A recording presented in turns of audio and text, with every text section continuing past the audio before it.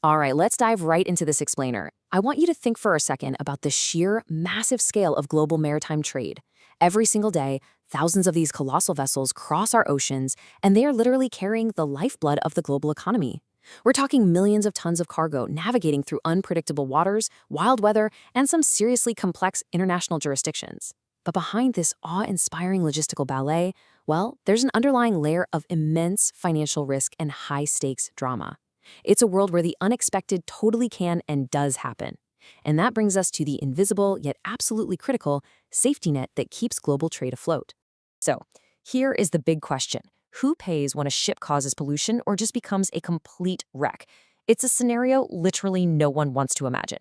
But honestly, it's just a reality of the open ocean.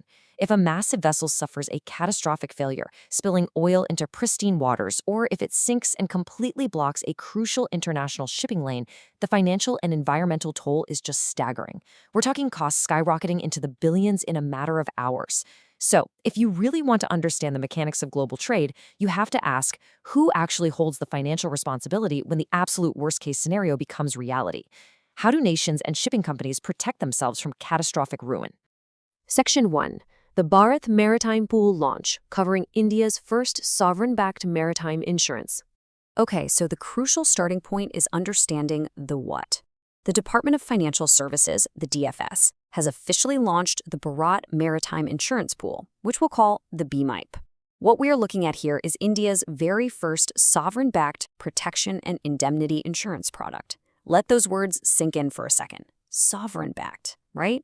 This isn't just some private enterprise rolling out a new policy. This actually carries the weight and the backing of an entire nation. It represents a massive leap forward in maritime risk management capabilities, bringing a totally vital financial mechanism entirely within the country's domestic framework. Just to ground this abstract concept in reality, let's look at the major players involved in this historic first step. The very first policy under this brand new BMIP framework has actually just been issued. It was provided by the New India Assurance Company Limited and issued directly to the Shipping Corporation of India Limited. So you have two major domestic institutions coming together to mark a truly monumental milestone in how maritime risk is managed. Moving on to Section 2. What is P&I insurance? Let's unpack the third-party safety net. Let's start with a crisp, clear definition here. When we say protection and indemnity, or P&I insurance, we're talking about a very, very specific type of coverage. Protection and indemnity insurance protects ship owners against third-party liabilities. That phrase right there, third-party liabilities, that is the absolute core concept of this entire explainer. You see, it's not about the ship itself, and actually, it's not about the cargo on the ship either. It is exclusively about the damage that the ship might cause to the rest of the world. To really solidify our understanding, let's just compare the two. Standard marine insurance, that's what most of us naturally think of when we hear ship insurance. It covers the hull, meaning the physical structure of the ship itself, and the cargo, meaning the valuable goods being transported inside it. If the ship gets dented or the cargo gets ruined, standard marine insurance steps in. Contrast that with P&I insurance.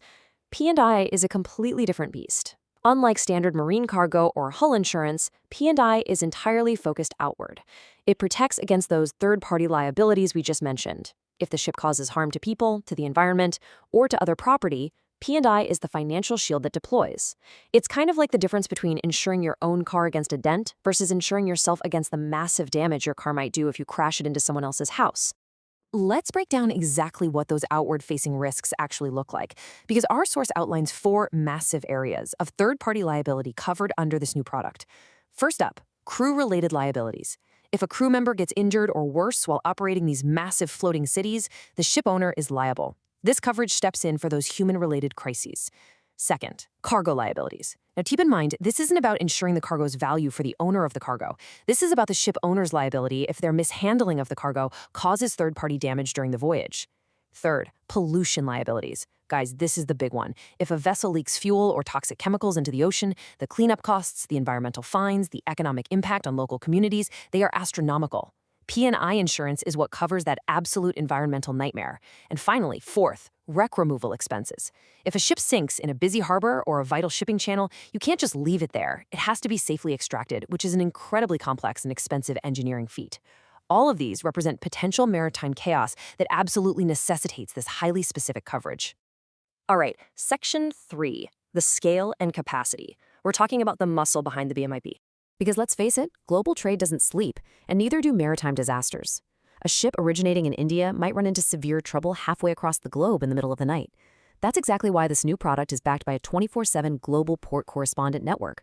This isn't just a local domestic effort.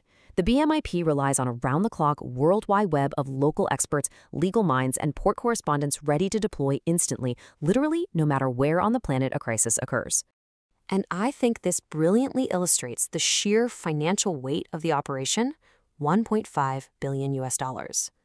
The new product offers an indemnity capacity of up to $1.5 billion through the BMIP underwriting pool. Think about that. When a major pollution event or a massive wreck removal happens, those bills rack up at lightning speed. Having a $1.5 billion capacity ensures that there is a deep, robust well of capital ready to indemnify against the most catastrophic third-party liabilities imaginable. Make no mistake, this is heavy-duty financial muscle. Which brings us to Section 4, India's strategic maritime shift and the big picture vision. The sources make it super clear. This is much, much more than just the launch of a new insurance product. It is a calculated strategic move with 4 very distinct outcomes. First, it's designed to strengthen India's domestic marine insurance ecosystem. By keeping this highly specialized financial activity in-house, they're building vital domestic expertise. Second, it aims to reduce dependence on overseas insurers. Historically, a lot of this massive risk was outsourced internationally. By bringing it under the sovereign-backed BMIP, India gains incredible financial independence. Third, it will enhance confidence among shipowners and global trade participants. When players in global trade know there is a $1.5 billion sovereign-backed safety net, it streamlines business and builds deep operational trust. And fourth, it directly supports India's vision of becoming a global maritime powerhouse. Because, quite frankly, you cannot truly dominate global trade without controlling the financial safety nets that underpin it. So, what does this all mean? Ultimately, it means the foundation of global trade has shifted.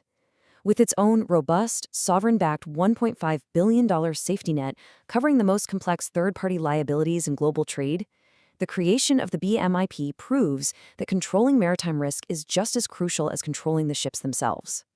Looking at the domestic infrastructure now in place, the question we really have to ask ourselves as we track the future of global trade is this. With this massive new capacity to handle its own maritime risks, is India positioning itself to be the next undisputed global maritime powerhouse? It's a genuinely fascinating development, and for sure, one we will all need to watch closely.